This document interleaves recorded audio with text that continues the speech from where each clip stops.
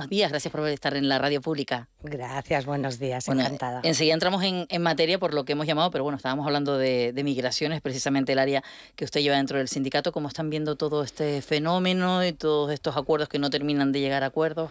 Bueno, una falta de responsabilidad, sobre todo para el Partido Popular, que debiera de tener un poco más de conciencia humanitaria, que es sumamente necesario en estas circunstancias que están viviendo estos pobres niños y niñas.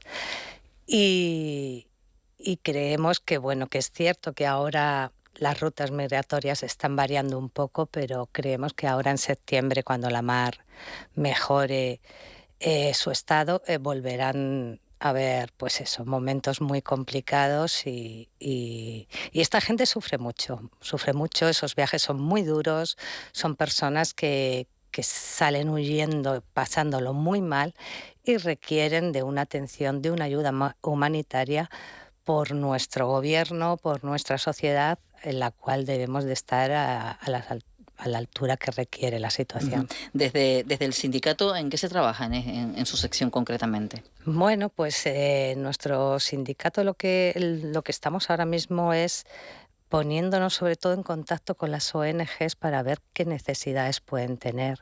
Ahora vamos a hacer una visita al Hierro, donde Corazón Naranja está siempre ahí en la ayuda humanitaria y vamos a sentarnos para ver qué opciones tienen, qué necesidades tienen para poder ayudarles dentro de nuestras posibilidades como sindicato y estar apoyándoles y ayudándoles en lo que precisen. Ujú.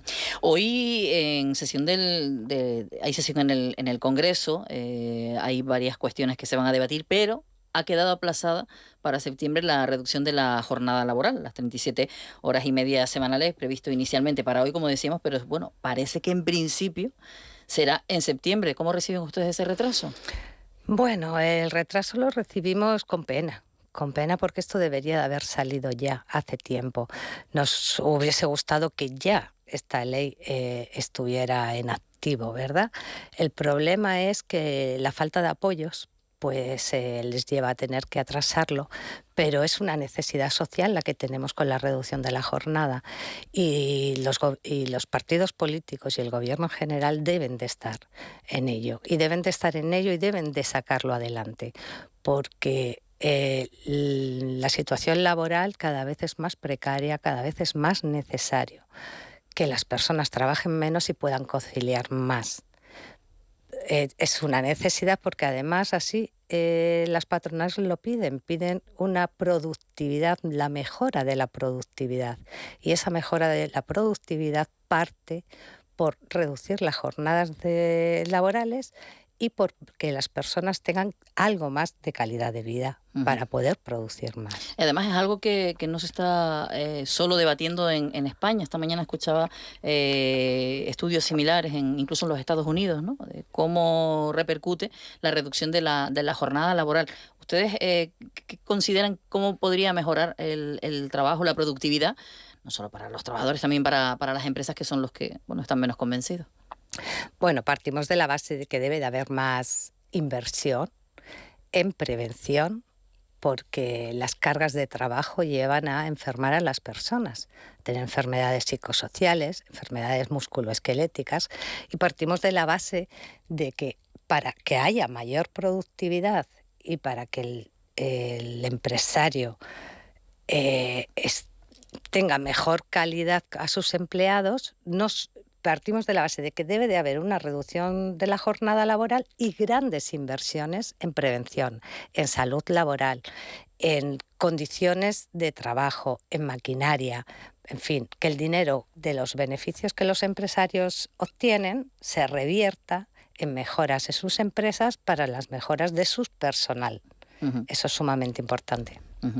Quería preguntarle también respecto a la reducción de la jornada laboral, que ustedes ayer sacaban un informe que no tiene nada que ver con esto porque son las horas. Es decir, estamos hablando de reducción laboral, pero sin embargo se están sumando horas que no se cotizan y no se pagan. Han advertido comisiones obreras que en el archipiélago se realizan cada semana, a ver si digo mal el dato, 129.984 horas extras, de las cuales 32.300 ni se pagan ni se cotizan.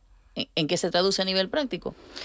Bueno, pues se traduce que es un fraude, primero que nada, porque las personas no lo ven reflejado en sus nóminas y es un trabajo elaborado y realizado por parte de las personas trabajadoras, y además estamos haciendo un fraude en cotizaciones, por lo cual eso genera a lo que venía diciendo, ¿no? Al estrés laboral, a la insatisfacción laboral.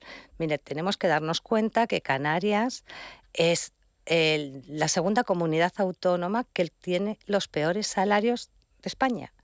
Entonces, donde más horas laborales se realizan de todas las comunidades autónomas. Pues en realidad esto lo que genera es que tengamos trabajadores y trabajadoras insatisfechos en Canarias, porque estamos a la cola en todos los beneficios laborales del resto de las comunidades autónomas. Ujú. Eso es un gran problema que tenemos.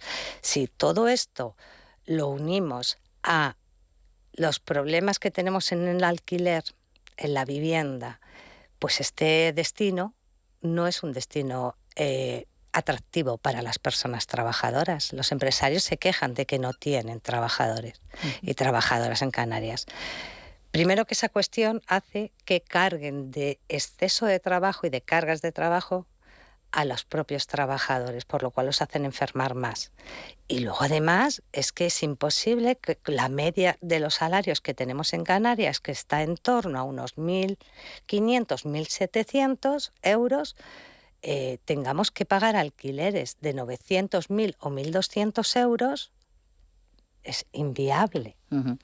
Un salario no da para... Solo tienes que invertir tu salario en exclusividad a un alquiler.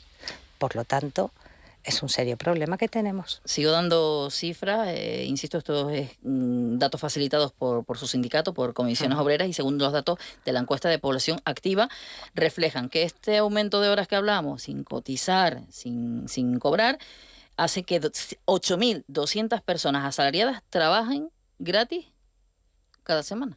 Efectivamente, gratis cada semana. Es una barbaridad. Es que las personas trabajadoras no trabajan por amor al arte, ¿eh? Las personas trabajamos con un contrato a cambio de un salario. Tenemos una responsabilidad laboral, pero el empresario tiene una responsabilidad ante sus personas, por lo cual no puede haber esta situación de tener horas extraordinarias. Mira, perdemos una media de 80, 90 euros a la semana las personas que realizan horas extraordinarias a la semana. Estamos hablando al mes de unos 4.000, al año, perdona, de unos 4.000 y pico euros. Quiero decir, estamos perdiendo un poder adquisitivo las personas trabajadoras que no tiene sentido alguno. Eso genera un problema social y un fraude a la seguridad social. Cuidado, que eso también hay que tenerlo muy en consideración. La cantidad de dinero que no pagas que no se cotiza es dinero que no se revierte en la sociedad. Eso le iba a preguntar. Esto no solo afecta al propio trabajador, que, oye, estás haciendo horas extras, no te las pagan, con lo cual no estás ganando una cantidad, como usted decía, en torno a 80, 90 euros cada semana, sino afecta a la economía, incluso por lo de las cotizaciones a nuestras pensiones. Efectivamente, es dinero que no se ingresa para nuestras pensiones para el día de mañana, por lo cual tendremos pensiones más bajas, seguiremos en esa precariedad en las pensiones, y además es que al día a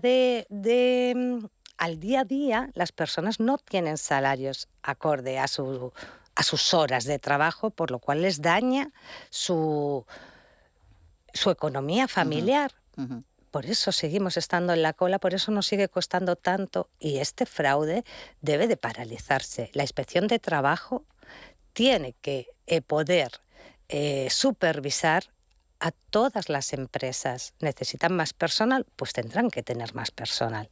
Pero hay que supervisar. Hay que además sancionar a estas empresas que realizan estos fraudes, y hay que darles con sanciones grandes, elevadas, altas, para intentar minimizar un poco la cuestión de seguir abusando de las horas. Hay preguntas de los oyentes, yo siempre recuerdo el WhatsApp, el 616-486-754, para que participen con nosotros, también nos pregunten y nos ayuden con las entrevistas. En este caso preguntan si hay datos por provincia, si hay más fraude en Las Palmas o en Tenerife o al revés. No tengo el dato desglosado, la verdad, pero es en general en toda Canarias. O sea, esto es un uso y costumbre, porque además ya se ha hecho uso y costumbre, y en todas las islas, ¿no? No es solamente, dese cuenta que lo tenemos en la construcción, lo tenemos en el turismo, en el comercio, y eso afecta a todas las provincias en sí. ¿Y eso lo podríamos relacionar con la reducción de la jornada laboral? Quiero decir, si ahora estamos haciendo horas de más, cuando resulta que lo que se pretende es que hagamos menos horas más productivas, ¿esto se podría solucionar o agravaría el problema con la reducción de la jornada laboral?